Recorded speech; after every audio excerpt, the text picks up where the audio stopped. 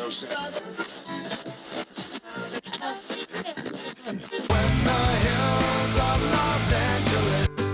Angeles, I'm and most Hollywood at night.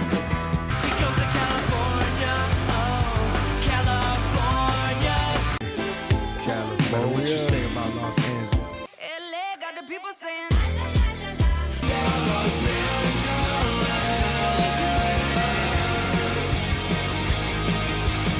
You're listening to Corner of the Galaxy on cornerofthegalaxy.com.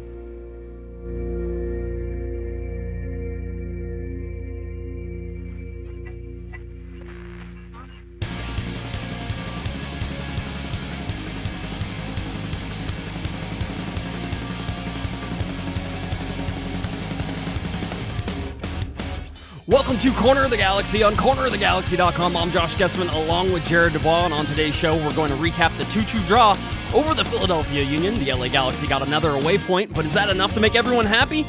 Then it's off to your phone calls, the conference standings, and who's in first for the Supporters' Shield. Finally, we'll get to rumors. Heard any good ones lately? Maybe? And because there's no game to preview this weekend, we're doing an LA Galaxy free-for-all. Any LA Galaxy subject is up for grabs. We have a great show lined up for you, so don't go anywhere. You're listening to Corner of the Galaxy on cornerofthegalaxy.com, and it all starts right now.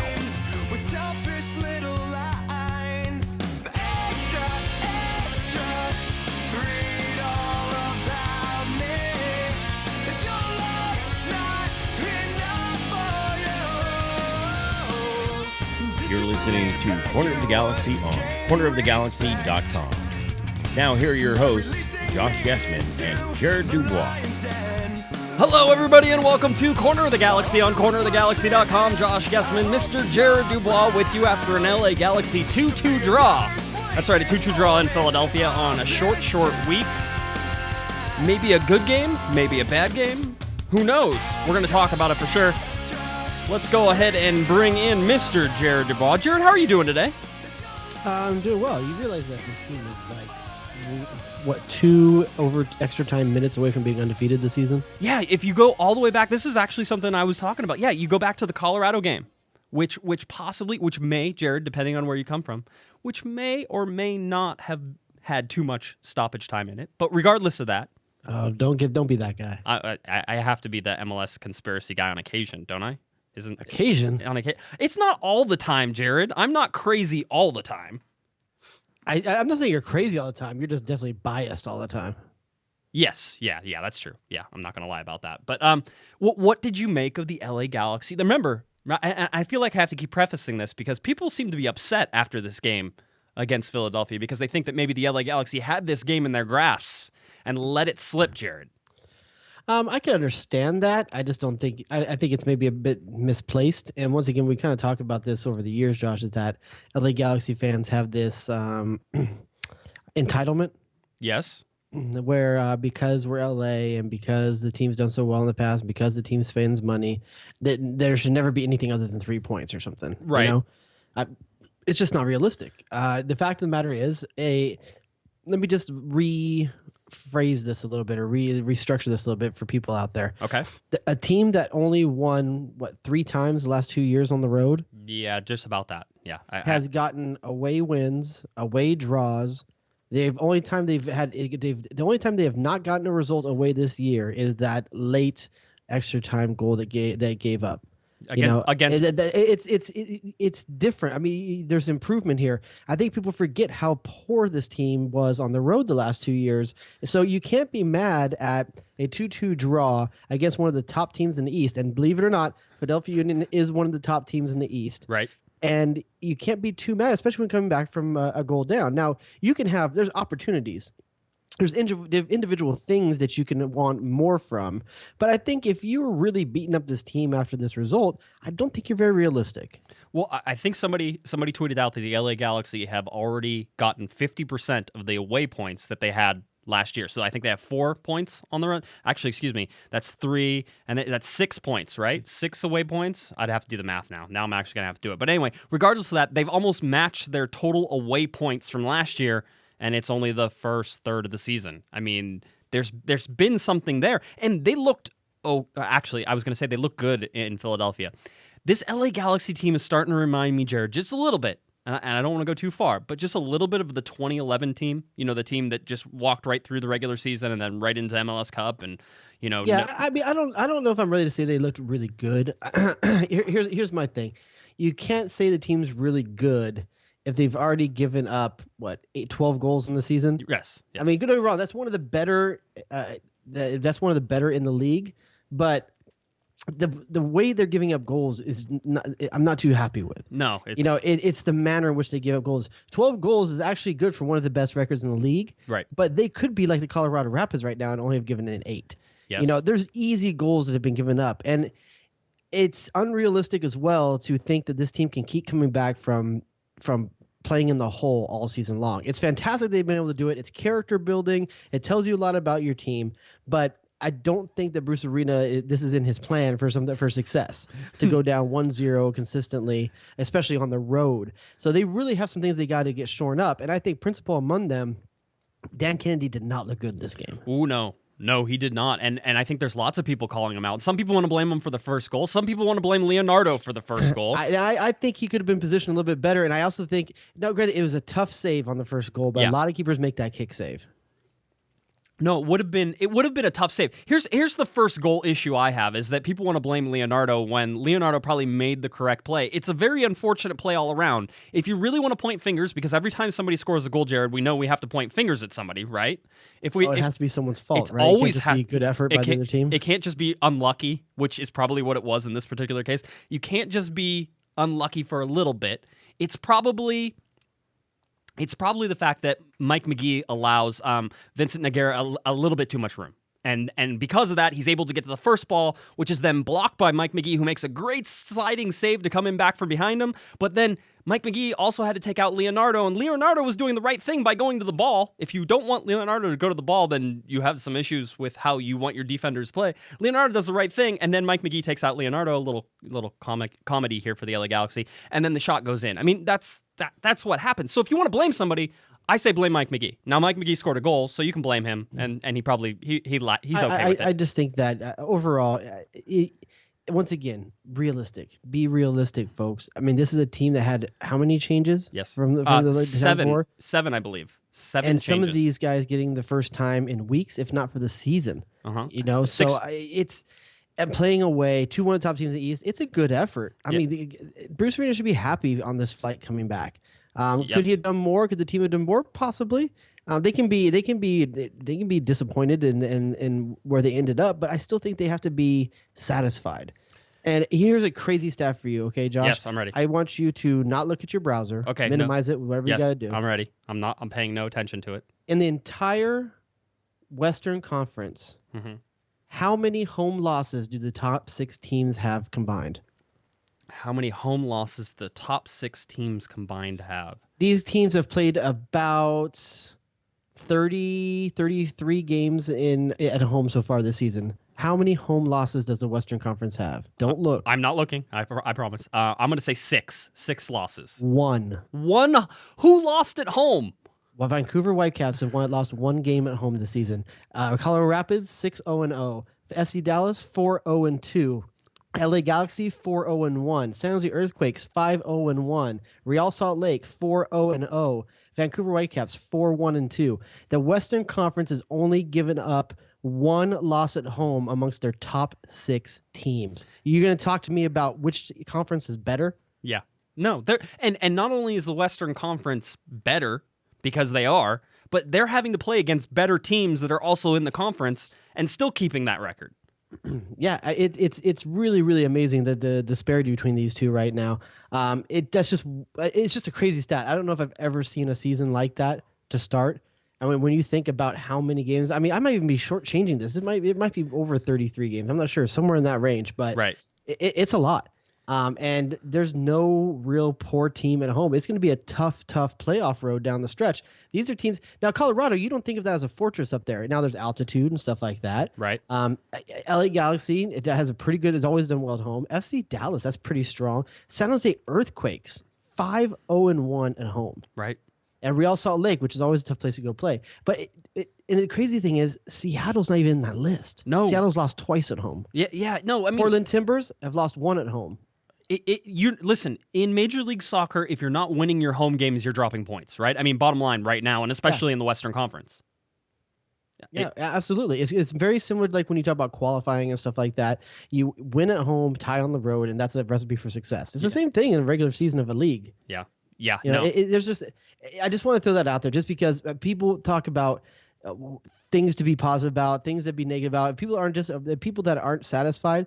The Galaxy has tough competition this season, Right. and they're one of the teams that hasn't lost at home yet. That home record is going to be crucial, and if they can just replicate their home play over the last few seasons and combine that with a 50 to 60% increase in away points, Right. this team's going to be in the Shield hunt. Yeah, I mean, listen, it's crazy. I wanted to even just talk about the lineup that Bruce Arena rolled out. It ends up being 6 changes total from the game before.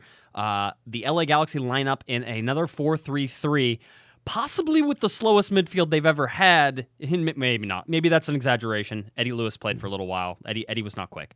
You're gonna if all the people you're gonna talk about, yes, in midfield, Eddie you're gonna pull Lewis. out Eddie Lewis. How about Chris Burchell? Chris Burchell was quick for a big guy. Dude, his legs were like tree stumps. That's why we like Burchell. Sebastian Leget's are similar, but Sebastian Leget for some reason can actually make a move. Well, he's like he dances on top of the grass. Sebastian Leget floats on top of the grass. Chris Burchell like tears up the grass whenever he's walking. You know where Chris Burchell made a run after he was done. There's like bear prints behind him. That's right. That's exactly what it is. But if you look, Magee, Gerard, and Husidic are the midfielders. Now, listen, Bruce Arena had said and had alluded to the fact that the LA Galaxy were probably going to rest some people. And the reason that he started this lineup is most of these guys had limited minutes in the game before. All right, so it makes sense that he was going to do this short turnaround, 2,800 miles basically from the StubHub Center to Talon Energy Stadium in Philadelphia. I'm going to call it PPL Park for the rest of my life now. It's not PPL Park anymore? No, it's Talon Energy Stadium. Oh, yeah, that sucks. Yeah, I didn't like it. Well, it PPL happens. Park just falls off the tongue. It does. And it used to be Home Depot Center. Now it's StubHub Center. I'm okay with it if they call it the Talon. The Talon. That's fine. Just like we call the StubHub. We call StubHub Center the Stubby. What do we call it? The Stubby. No one calls it that. Wait a minute. Are you serious? I call it never that heard all the someone time. call it the Stubby, and that is the worst name ever someone does. That is all. That's like talking about a dude with a small junk. Yes, exactly. And that is what that stadium is. The Stubby. I affectionately call it the Stubby. So anyway, yes, but regardless of that, but you look at this lineup, you had Keane, Zardes, and Dos Santos again up top, Cole, Van Dam, Leonardo, Rogers. We should mention that Ashley Cole back from his 1-game suspension after 2 yellow cards in 20 seconds. Robbie Rogers over there on the right, AJ DeLaGarza getting the rest. Now, wasn't Nigel de Jong available for this game, first game back from his suspension? He just didn't go? He's injured. How do you get injured being hurt? I imagine being suspended. I imagine he was training and that something happened. And Robbie Keane said after the New England game, this is the only confirmation. We know that he's hurt and we know it's a knee injury. The only confirmation we've heard on timeline or timetable is that Robbie Keane said that Nigel was going to be out for a couple weeks. So that's sort of where we sit right now. So I wouldn't expect Nigel to come back, possibly for the San Jose game. More Baggio. Yeah, more Baj right there. Bulletproof Baggio. I'm not mad at Baggio Husidic, though, because listen, the guy is like vanilla ice cream. He's the base for all other things. There ain't nothing exciting about it, but vanilla has its place in the world. Wait a minute. Okay, so on after the game last night, I was trolling around the Facebook groups and some different things, seeing what people thought of the game. I know I read comments. It's my only vice I have. So I'm in there doing that, and I see that somebody says that Baggio Husidic needs to be benched, and so me going in there, I'm like, Baggio.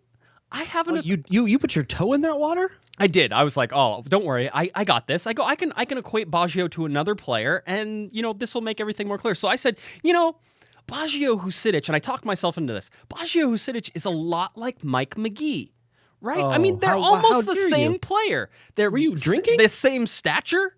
Right? Some of the same skills, except that Baggio is more defensive, Mike is more offensive. All right? The only thing really separating the two, and granted this is a high bar at the end, is some playoff goals and a stint in goalkeeper. Are you still standing by that today, or in the light of day did you realize how crazy you were? It was one of those things that I think I talked myself into doing, Jared. It was one of those like that first time with the dude. Yeah.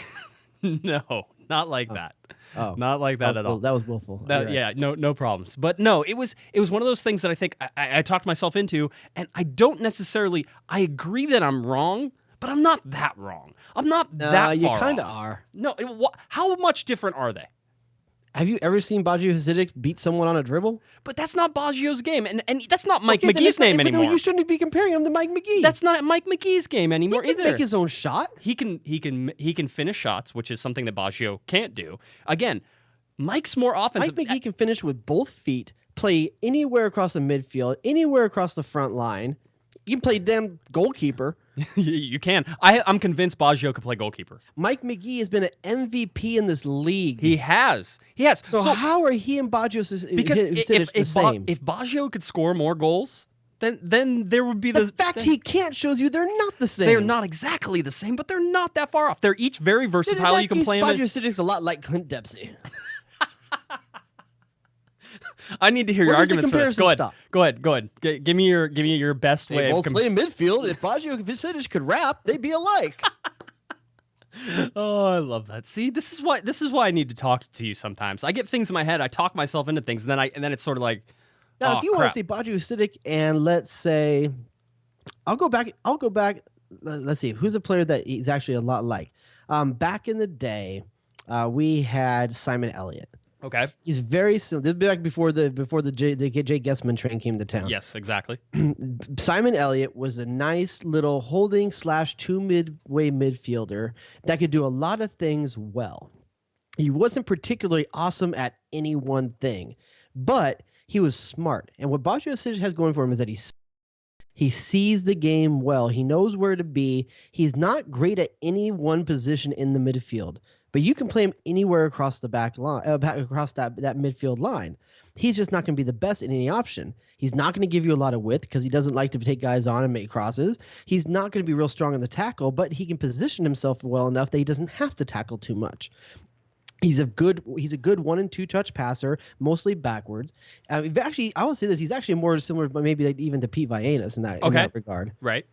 But those guys are necessary. They're such guys role are players important in this league. They're never going to be the guys you build your team around. No. But when you have your guy that goes out, it's important to have a guy like him that's just constant. He's that friend that never has a chance at the girl, but he's always there for her. He's always right He's there. Ducky. Yeah, He's Ducky. That's exactly what it is. Listen, some of the other things that sort of popped up on here. I think we talked about it. Dan Kennedy did not play well. Definitely at fault for the second goal, and that's I think what rubs everybody the wrong way, Jared. I think that's the big issue everybody has. I'm not sure if you have any audio of this, or obviously not. You weren't there, but or a quote from this was Bruce Arena's take on this game. Was this Dan Kennedy taking back over the spot he had at the beginning of the season, or was this resting Brian Rowe? He doesn't say it. He doesn't say it completely. He said afterwards, I think he was talking to Adam Serrano, LA Galaxy Insider, after the game for Time Warner Cable Sportsnet, and he said something to the effect that, Dan needed a game to get back into shape. He's been injured except for the first 20 minutes of the season. And needs a drink. Yeah, he needs to get in there, and basically games are the only way to do that. And I'm 100% agreed with Bruce. By the way, if you're going to get somebody in there, then you have to give him a shot at getting a game like Dan Kennedy. You want to see what he's able to do. I'll tell you this though. I do not think this changes, and Bruce didn't say this, but I do not think this changes anything with the fact that Brian Rowe is the number one starter right now. I think that so? Yeah. You think that Ellie's going to be content knowing they paid a lot of money for Dan Kennedy and he's going to sit the bench? I don't think Bruce cares about it that much. In this particular case, I don't think Bruce cares about it that much. But here's the thing. Brian Rowe was just as good last season, and Yes. he didn't trust him then. Yep. No, it is. But you I also just thought think Bruce Arena doesn't believe in Brian Rowe. Well, lots of people have said that, the reason Leonardo played, the reason that Robbie Rogers played is because, Bruce doesn't trust Steres, and that he doesn't think AJ DeLaGarza is a good enough player to be out there last night as well. I think that's more about when it comes to Steres. I mean, how long can you ride that train of a rookie playing a very essential role? I mean, don't get me wrong, he's done very well for himself. Galaxy succeeded. He and Jelle Van Dam, I think, have had a decent partnership together. Right. But at some point, you want to at least give the guy a second to breathe. You do. I don't know it's Leonardo's position again. I personally, I'm a fan of Steres. I like him. He's made a couple mistakes this season, but as far as rookies go, he's playing in one of the least. I'm going to say one of the best defenses because despite the goal differential, goals given up, I don't think it's one of the best defenses in the league. Right. But statistically, he's playing in one of the best defenses in the league. And I think he's played above his level. And with Leonardo, I think just like Dan Kennedy and Brian Rowe, I want to go with a hot hand. And they're going to have to wait for the opportunity for when these guys make a mistake, get injured or something like that. I'd rather ride the momentum. And I think I agree with you. I mean that's what you want to do in this particular case. I would like Zardes back there. I don't think you need Leonardo in there, and Leonardo was the best defender on a bad defensive team last year for the LA Galaxy. But at the same time, he's been injured. He's been out. Again, this is to get some guys some minutes and rest. People were arguing with me because I said, Brian Rowe needed a rest too. And they're like, oh, he's a goalkeeper. All he does is stand back there. And yes, I know they're goalkeepers. I know that's what you think that they do is just stand back there. But mentally, physically, traveling, playing these games, it's still physical exertion for them. They may not be as tired as, a midfielder who has to run for 90 minutes. I get it. But that's not their job. So they're very conditioned to what their job is, and their job is to stand out there and make great saves for basically 90 minutes. So giving Brian Rowe a rest, especially a younger kid, Bruce Arena maybe still not 100% on him, wants to give him a mental rest. I can understand that just as much as a physical rest, and you need to put Dan Kennedy in a game situation to see what you get out of him, and you sort of saw it. Now, does that mean that Bruce Arena is done with this, Jared? Not even close. I still think that Brian Rowe's the number one, but I think that Dan Kennedy's going to get some games here and there, and I think that could switch at any time. Role? Leonardo's role right now is to get back and be a center back and be ready to come off the bench in case somebody gets... off the bench is what you're saying. Then. Yeah, that's it. Because I agree, and I also think that Leonardo, one of the obstacles for so long for him was the language barrier of being able to communicate with the back line. You've heard it over the years, and now he's going to be playing with a guy that doesn't have the luxury of speaking. I realize that Leonardo speaks Portuguese, but Portuguese, a lot of Portuguese speakers can understand Spanish. Right. No, it doesn't usually go the other way, but it does usually go that way. I think that he got accustomed to learning how to play with Omar and stuff like that. And now you got a guy whose English is second. You got two guys whose English is a second language, and Leonardo's had issues with that in the past. He doesn't. I just think that why mess up a chemistry that's been decent to start? He doesn't have that. Let me tell you this. He doesn't have that issue anymore. You can carry on a perfect conversation with Leo anytime you want. In fact, I did. I talked to him after he played 90 minutes for LA Galaxy 2. I was down there getting ready to talk to Jack McBean, who had scored 3 goals in that game, and I got to talk to Leo as he was walking off, and I asked him... Did he say anything outside the normal phrases people learn for press conferences and stuff? No, because it wasn't even a press conference. It was casual conversation off the side. So usually that's even harder. Because it was like, Leonardo, you like tacos? Yeah, exactly. He's like, see. And no, he said yes. I asked him how he was feeling. He goes, I feel really good. And I was like, oh, okay, this is good. And so we were sort of talking as we were walking off the field. And he goes, oh, I feel really good. The knee feels like 100%. Everything's feeling really good. I want to get back out there and play. That was it. And yes, those are some common words, but the phrasing, the way that he said it. When you're playing a game, you use a lot of the same words all the time too. You do. And so I feel like he understands it, no problems, and that's not an issue anymore. I do think that just his general habit of having 1 or 2 bad mistakes could kill him. But you're looking at Zardes, who also probably makes 1 or 2 bad mistakes in a game right now. Just Zardes so far has been able to not worry about that. So I don't know where listen, there's some playing time issues here. Bruce gets to rotate. There's lots of older legs in this. But in this particular case, in Philadelphia, he goes 4-3-3, which is great, and I love it, attacking lineup, but he really does sort of limit that offense and limits the midfield with the personnel he picked that aren't quick. I mean, there was a lot of clogging the middle of the field, which is kind of what you need to do with the 4-3-3. Yeah, but in a 4-3-3, the speed comes from the fullbacks.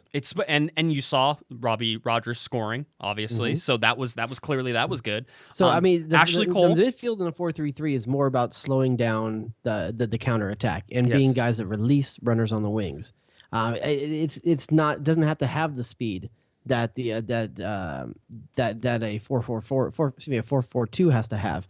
Now, what I do think, though, is it means that they have to do more defensive coverage, and they're going to need help from Dos Santos and Keane, and that's where I think the danger is more than anything else. And I was surprised to see that Dos Santos and Keane were able to play together up top. There's a lot of questions about how are they both going to get the ball, how are they both going to play underneath the Zardes, but the key thing is that they both played underneath Zardes, and that's something I don't think they've necessarily tried before. Yeah, no, it's interesting because I was a strong proponent of keeping them away from each other, Jared. That was my whole thing. Hey, I don't care what you do, just keep Robbie Keane. Yeah, who wants Irish and Mexican together on one plate? You keep them away, keep them separated. Like cabbage and what, tacos? No way. No, can't do that. Although I think Robbie Keane probably loves tacos now that he lives in LA. What do you think? He loves tacos, but he probably won't. No, I'm gonna say something that would be somewhat like veilly, like racist, xenophobic, or racist. Yeah, and then maybe racist against Irish people. It's not a race. It's not a race. No, it's not. No, It's true. But nationalist. I don't know. But yeah, however it certainly has a history here in the United States of people discriminating against the Irish. So it wouldn't be the first time it happened, Jared. But no, if you look at that, and they kept away from each other, and the way they've done that is to put them sort of on the opposite sides of that three up top. But really, listen, Landon Donovan said it on the pregame, because Landon Donovan now doing pregame for Time Warner Cable Sports Net, which is fun to see. Kobe Jones said it, quoting Landon afterwards, and I'm going to say it too. It really is sort of a 4-3 whatever, because whatever those guys want to do, it's Gyasi Zardes stretching vertically and playing hold up if he needs to and distributing out, and then it's the other two guys doing whatever the heck they want to do. So you can call it a 4-3-3, you can call it a 4-5-1, you can call it a 4-3. It's not really a 4-5-1. That would be incorrect. It could be a 4-3-2-1 if you wanted to make it that as well. But the bottom line is they're combining and they're finding each other. And Robbie Keane, I think most of the time you're gonna see it in the Christmas tree formation, like you said, the 4-3-2-1. But I just think it's alive. It's malleable. It takes whatever shape it needs to in the moment. And when you have guys that have played them, like if you think of Gerard, Magee, Keane, even Bashu Husidic, where we talked about how smart he is, these are guys that have been around the block. Yep. Okay, they understand how to read a game. They understand how to space in a game. And I think, like Bruce Ryan says, I think he needs to trust the guys that are out there. He brought them for a reason. They don't have these archetypical roles. They are smart enough to find whatever their role needs to be in that game. Right. No, it is. And that's, listen, you want to hear Bruce, and a lot of times I think that he's trying to be difficult whenever you ask him about formation questions, and he tells you how, well, nobody ever stays in those formations, so why should it matter? But Robbie Keane also mentioned something after the New England game. He says, don't get caught up in a system, play soccer, right? And to a reason, to a way, the lineup that came out for the LA Galaxy against Philadelphia was able to play soccer. They didn't play it well, and this was sort of, I never got to finish my point about it being kind of like the 2011 team. And the one thing I remember about 2011 is that even when they played bad, they were able to get a result. And I don't think the LA Galaxy played well, because if you look at the stats, they're way slanted, but the LA Galaxy still did enough to get a result. They could have gotten 3 points. They could have. It didn't happen. They got a point, but that's a great point on the road. They didn't play well, and they're getting points. That's what you want to see. I'll leave you this one thing as we go into break. If you get good enough of musicians, you play jazz, not sheet music. Right. And that's what Galaxy is trying to do. That's what Bruce is trying to do. Get good enough musicians that you play jazz. You just feel it. You don't. There's no sheet music. You play what you recognize, what's given to you, and you improvise. Yeah. No, it makes sense. I mean, that's what you want to see. All right. What we're going to do is we're going to go ahead and take a quick break. Whenever we get back, we're going to talk about a whole bunch of fun rumors. Actually, just one. I'm sure you guys all know what it's about. So we'll talk about that. Also have some calls about this game that hit the COG hotline as well. Whole bunch still left here in the show. You're listening to Corner of the Galaxy on cornerofthegalaxy.com.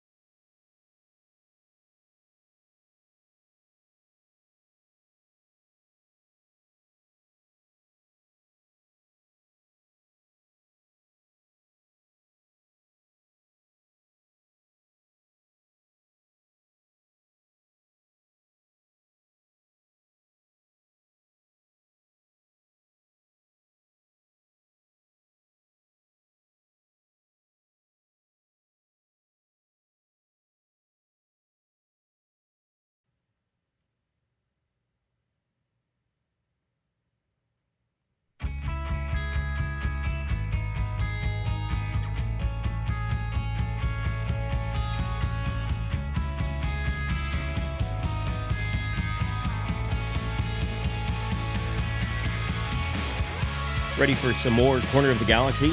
Don't forget to head over to the website for all the latest podcasts, news, and more. Visit us online at cornerofthegalaxy.com. Hey, this is Chris. This is Eddie. This is Jason. And we're from Back Pocket Memory, and you're listening to Corner of the Galaxy. Hello, everybody, and welcome back to Corner of the Galaxy, cornerofthegalaxy.com. Glad everybody could join us again. Josh Gessman, Mr. Jared Dubois with you once again. All right, Jared. Let's see. What do we have? We have some... Man, a bunch of TV shows got canceled today. Did you know that? No, what got canceled? Wait. The Grinder, Castle. Castle got canceled? Yeah, Nashville. No, oh, my God. My fiance won't know what to do with her time. Nashville There's and a bunch Castle. of ones I've never heard of. Well, those let me see if there's any other good ones. Those or are not even good, but ones at least. Oh, wait. No, wait a second. There's something called CSI Cyber that Dawson is on. Really? Dawson's... Literally, I'm looking at a picture of the Dawson on a show called CSI Cyber that's canceled. I guess the fact I didn't even know Dawson had a show tells you why it's canceled. James Vanderbeek on CSI Cyber. First of all... No, not James Vanderbeek. no? The Dawson. Which the Dawson? Well, I'm just saying, like, I don't even know him as that. He's the that's Dawson. it's just his name. I'm like, is there another Dawson from that I don't know about? Anyway, That's the one. Mike and Molly got canceled. that I could see. I mean, listen, it happens. I'm surprised. You know, Castle went downhill really once they stopped Person working of together. Interest, America's Next Top Model. Man, it was just like a bloodbath. That means there's lots of new openings for showbiz people like you, Jared. Oh, there's a soccer show maybe then. Maybe there's room for a soccer show.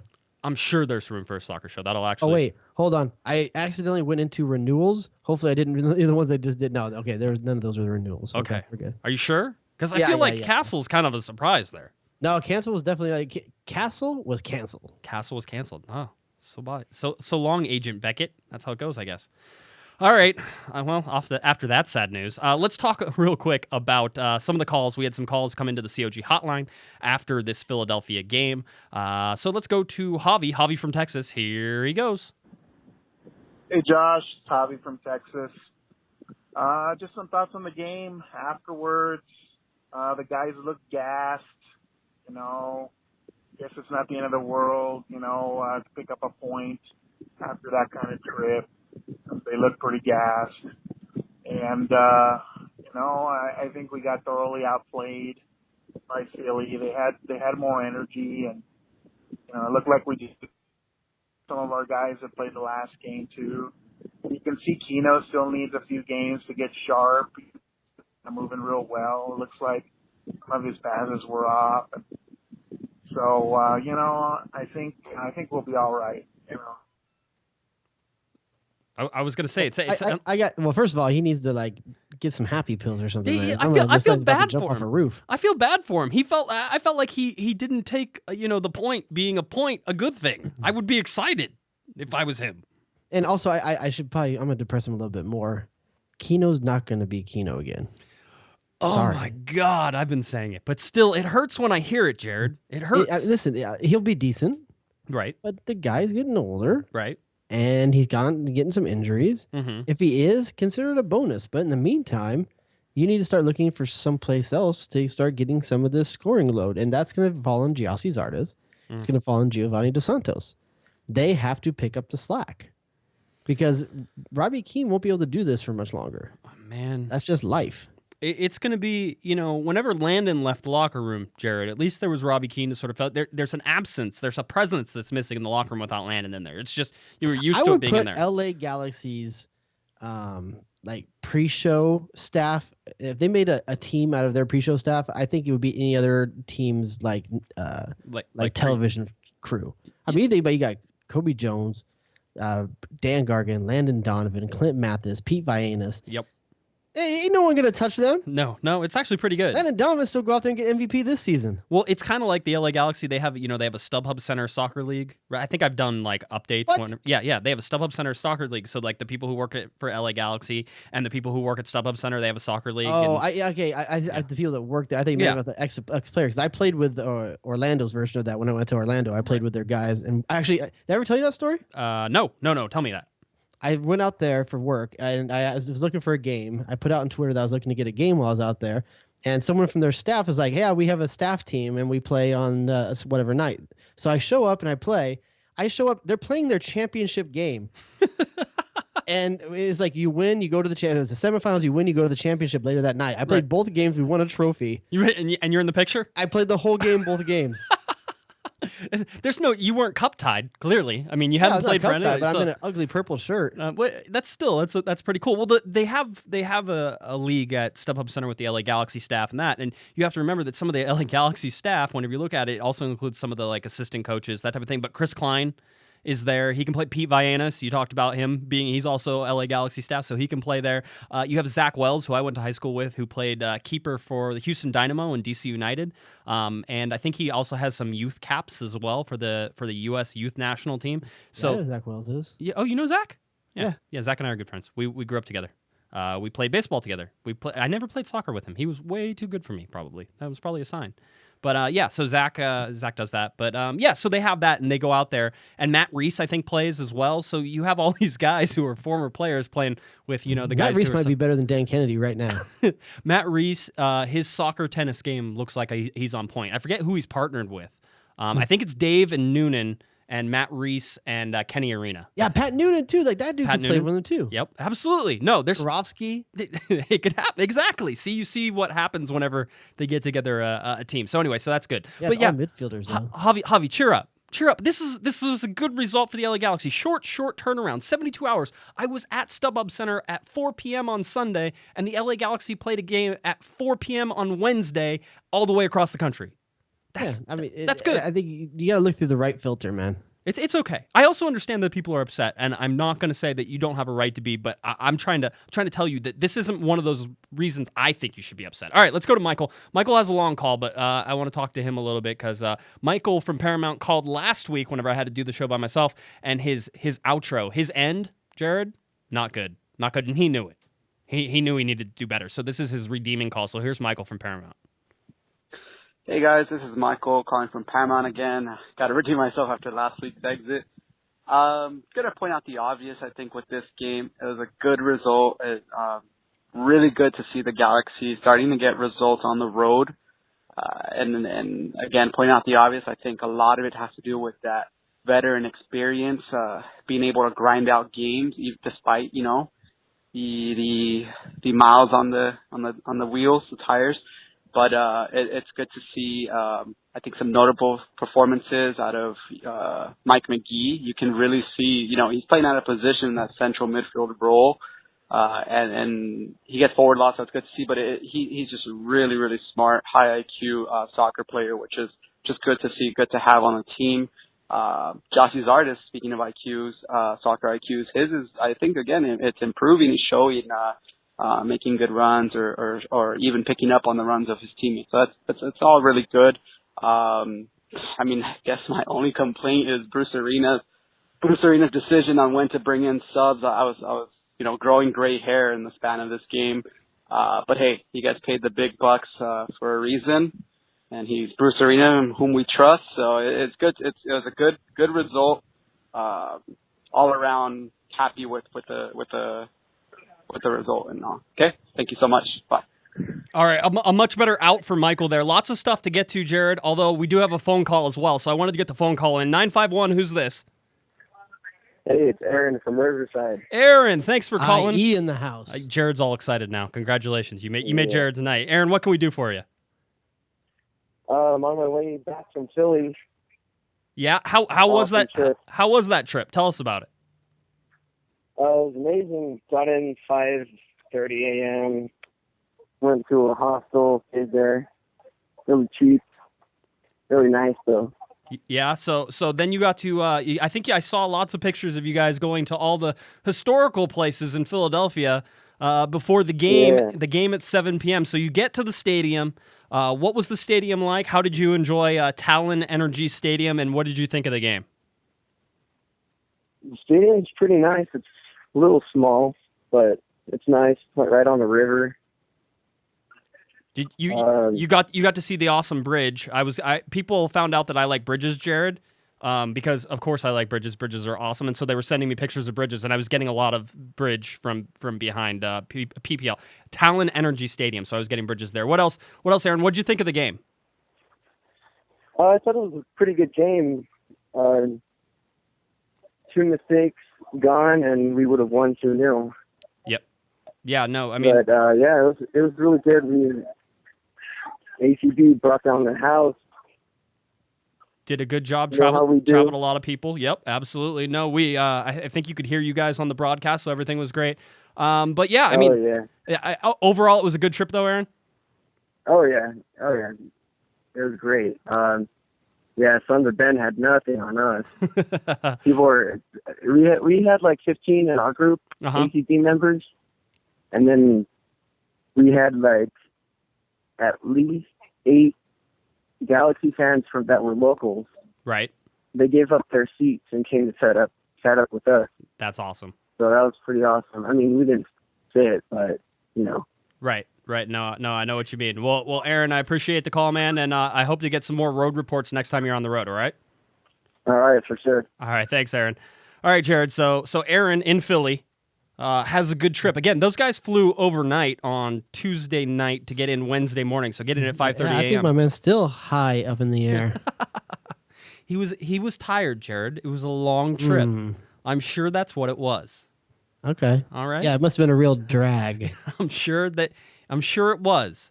All right. So you sort of got a little Michael's call there at the beginning, though, to giving a lot of props to a lot of different people, talking about things that sort of happened. Listen, I think he had a realistic perspective. I think he's kind of in line with our way of thinking, Josh. Well, I'm glad there's so many of us that we can do that. But yeah, so the LA Galaxy, listen, I mean, and Michael, by the way, much better outro that time. All right, much better way to hang out. Last time it just sort of faded off into nothingness.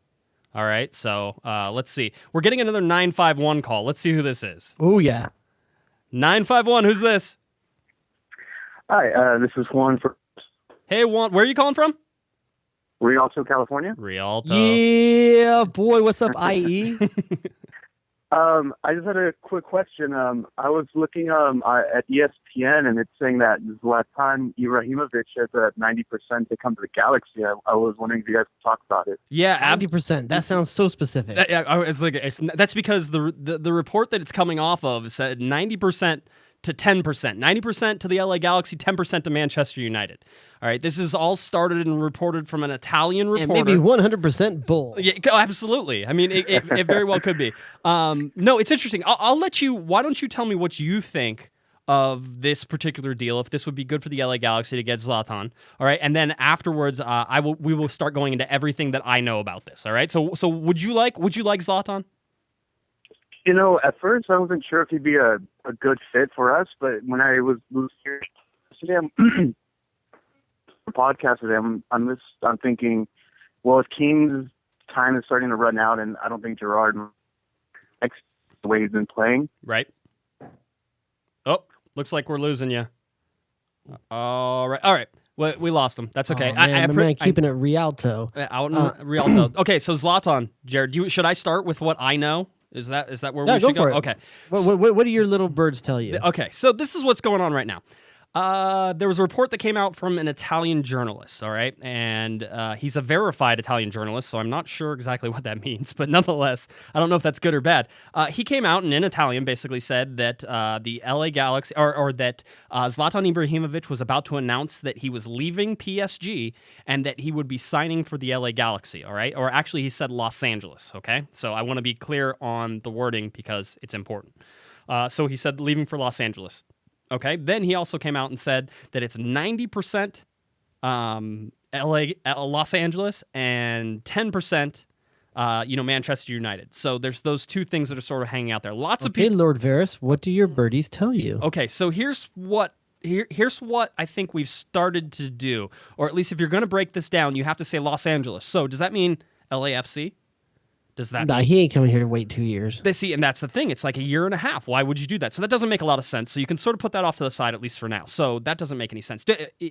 If you're asking if this is real, I don't know the answer to it. And I know everybody was like, "Oh, come on, Josh, that would be really you need to." You sold that way too much for like not very much reveal there. Yeah. Okay, so I don't know 100%. I don't know. I will tell you that I think there's more to it than this just being a wacky rumor. I'll tell you that I think things at least are being discussed. And Kevin Baxter of the LA Times, he's been on the show about 1 million times, very good friend of the show, has reported and got a hold of Chris Klein. He asked Chris Klein specifically, if he had had any talks with Zlatan Ibrahimovic or if he had had any talks with his representatives. All right, and the answer from Chris Klein was no comment. Okay, so I didn't know. So that's not. It starts with no and ends with comment. So the thing that you take away from that whenever you're trying to track these things, and the things I've learned so far, is that you ask a bunch of questions. I know Kevin's really good at asking a bunch of questions. The fact that he got a no comment answer to that, and the fact that he reported that Chris Klein was trying to downplay rumors before that. Okay, also heard that Chris has had many inquiries about this particular issue. All right, so well, let's do the math. Yep. 3 plus 0 equals 3, right? Yeah, equals 3. You have 3 designated players. 3 plus 1 more equals 4. 4. So you have 4 designated players, which can't happen. At least not in any MLS iteration of MLS rules that I know. So the question is, Josh, yes. Let's entertain for a moment as if it's true. Okay. If we entertain the notion that it's true, yes, is it more likely that A, that MLS makes a new rule allowing a 4th DP, or some kind of maybe we'll call it SAM, some kind of new super allocated money? There you go. All right, I like SAM. That was good. Okay. Or is someone have to do some restructuring?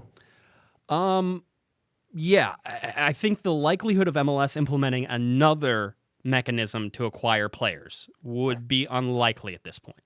Now, that's not saying MLS... Especially, they need to avoid the whole Galaxy gets special treatment thing. Exactly, and they need to stay away from that because it doesn't look good for the whole league. And Bruce Arena's already gotten quite creative with his budget this year.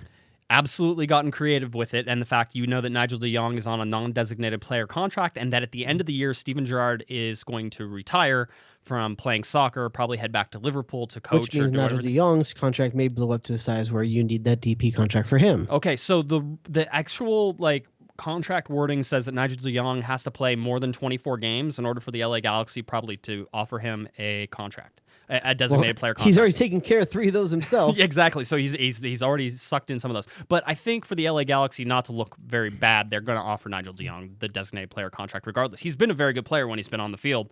This is now 4 games he's missed because of that. But regardless. By the way, if Nigel de Jong through suspension, injury, but mainly suspension, ends up 1 game under that is a genius move by Bruce Arena. I think it was just to ensure that he should go to Vegas and be a bookie. Yeah. I think that the LA Galaxy would still uphold. It looks too bad for them if they don't uphold that. It's one of those. Yeah. That's the way it works, man. No, that's not how it works. I think they would look bad. So I think Nigel de Jong's going to take. So Steven if I got Gerrard. a betting slip in Vegas and the team I bet on misses by 1 point, are they supposed to pay me? Yeah, Vegas is just like close enough. Oh my! Don't worry about it. This one's on us. Isn't that how Vegas was built in the middle of the desert? Isn't that how it works? So anyway, that's sort of the deal, Nigel. I would expect him to take the designated spot away from Steven Gerrard. So we had 3, we got rid of 1, we added 1, we still have 3. So what could happen that would open up another spot? And the only thing that sort of pops to my mind that makes sense is that Robbie Keane's contract, which is up at the end of this year, is either not renewed or Robbie Keane decides to retire. He got his coaching license. Robbie Keane can't be a designated player after this season. He can't. No, I don't think it makes sense for the LA Galaxy to make him one. So if he wants to play, you can pay him roughly $500,000 to $600,000 and buy it down with TAM. Right. Get him in under the designated player allocation. Designation. Right. And now you have a conveniently made spot. Here's the problem, though. If that happens, that's going to happen at the end of this year. So that doesn't necessarily bring Zlatan into the club right now. No. And I don't think any of the 3 designated players right now are even close to being able to be brought down by TAM. No, I don't think you can do it. No, it's not. That's never going to happen. So don't expect that to happen. That's too much money, and it's never going to work. So could you bring in somebody like Zlatan Ibrahimovic, 34 years old? Could you bring him in for 6 months like Nigel de Jong and promise him a designated player spot whenever he comes in? You might. It's gonna look shady, but I guess so. You could if you want to do it. Listen, there was also some reports, and I didn't grab this tweet, but I saw it. But somebody said that this is not news and it's no surprise, but Zlatan would like to be in movies. It was something that drew David Beckham this direction and Victoria movies Beckham would like to be in Zlatan. Yeah, of course. That's how it always works. So those things. I mean, listen, if you look at that, Zlatan could possibly go between. Manchester United and the LA Galaxy, Jared. and those are the two that you're looking at, then there's no way to compete head-to-head with Manchester United and what they'd probably be able to bring in. Okay? So, it's not like you can do some kind of... Now, here's an option. yes. Maybe they're both true. Maybe Zlatan Ibrahimovic signs with a 6-month contract with Manchester United, and he plays through the January window. Maybe that's what the 90-10% actually alluded to, that he was going to play 10% for Manchester United and 90% for the LA Galaxy. And think about it. Manchester United gets to make a big shirt sale. Right. You get a very good player for 6 months. Right. And I'm sure they would have like an option built in, kind of like the Lampard deal did for the NYCFC. And No, I don't if think all things work out, he joins the LA Galaxy in January when Gerrard's contract is done for and/or Keane's contract is done for, and all the numbers work out, and both rumors are true. All right, so here's all I want everybody to take away from this, all right, is the fact that it is feasible, but there are a lot of hurdles. And the fact that Chris Klein said no comment, as reported by Kevin Baxter in the LA Times, the fact that that has happened, and at least possibly we can assume that the LA Galaxy possibly have had discussions with Zlatan or with his representatives, then it's not 100% crazy. It's probably only 75% crazy right now. So that's sort of that's okay. That's still like 25% less than Zlatan himself is crazy. Yeah, I mean, here's the other thing. He's 34 Here's the years thing. old. Do you want Zlatan? We didn't even talk about that. Yeah, I know. He's 34 He's years a head old. case. And he is crazy. I mean, besides that. But he's also effing good. He'd be so much fun to watch.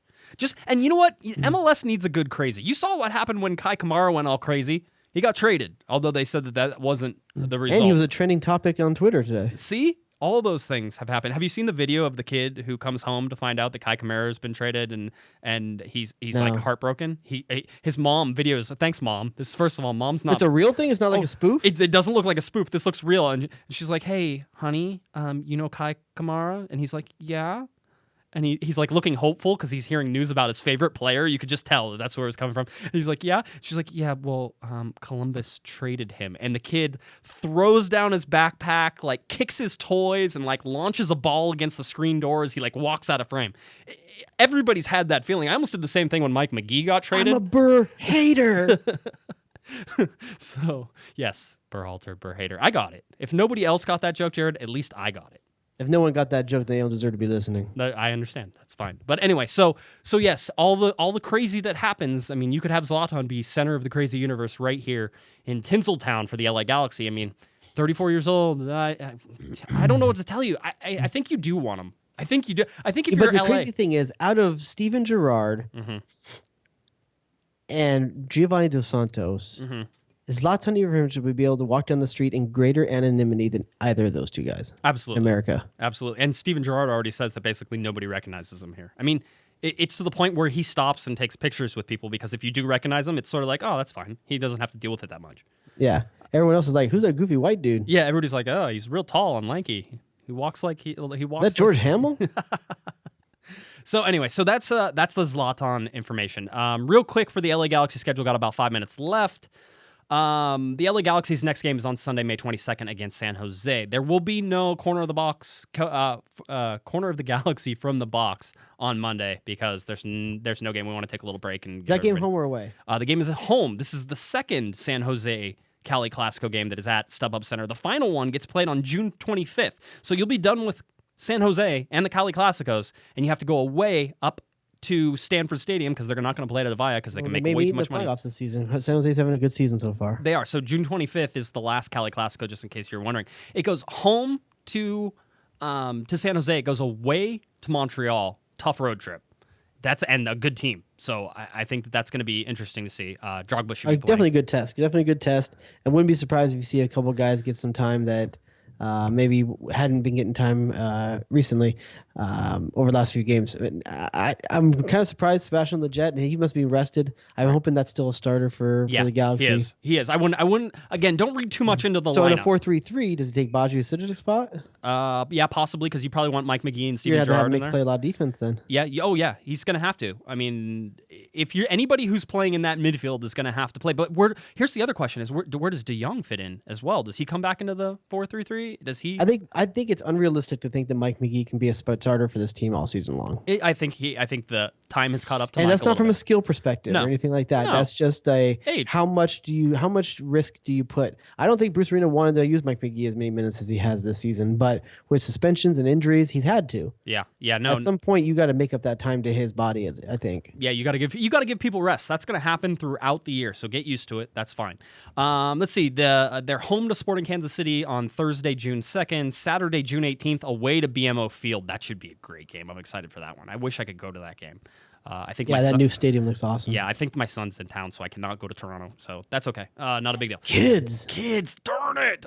Colorado at home on Wednesday, June 22nd. So away to Toronto on Saturday, home Wednesday, June 22nd. So that'll be a quick turnaround. And then Saturday, June 25th, back away to San Jose, as we talked about. And then finally, LA Galaxy got a Canadian three-way coming up. July 4th, Vancouver at home on the famous July 4th game. So there you go. That's what you have for the LA Galaxy schedule.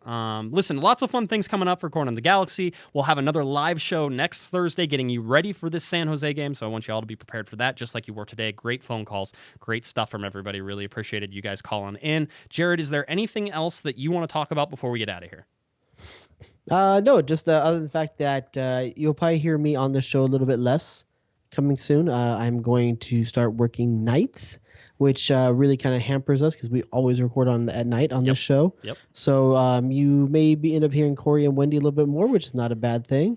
But I will make myself available if we're ever doing like weekend game day stuff like Josh did a couple weeks ago. Yep. So you may end up seeing me phase out a little bit, but it's not from lack of desire. It's just unfortunately circumstance. Yeah, it's gonna be tough, Jared. You and I have been doing this since 2009. We haven't missed much, but with you switching to nights and doing that, it's gonna be a little tougher. So hopefully you'll make it back on. We are trying to do more of those preview shows. It's just scheduled depending on when we can do them. So we will try to schedule more of those in, and hopefully Jared will be available and we can have him on there. So look for him to do those. And all of those preview shows are not podcasts. Those are directly on our YouTube live stream. So that's where you want to find them. All right.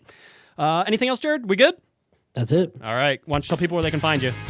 Well, you can now get me at one place and one place only, and that is Twitter. You can get me at JRodius, JRODIUS.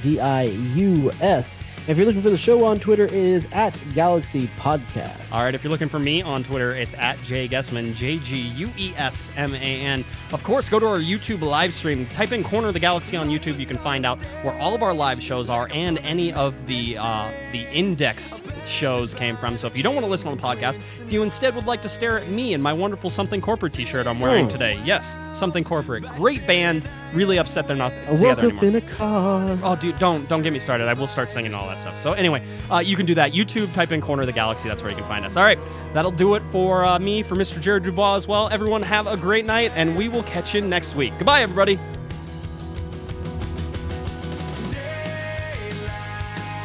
You've been listening to the Corner of the Galaxy podcast on cornerofthegalaxy.com.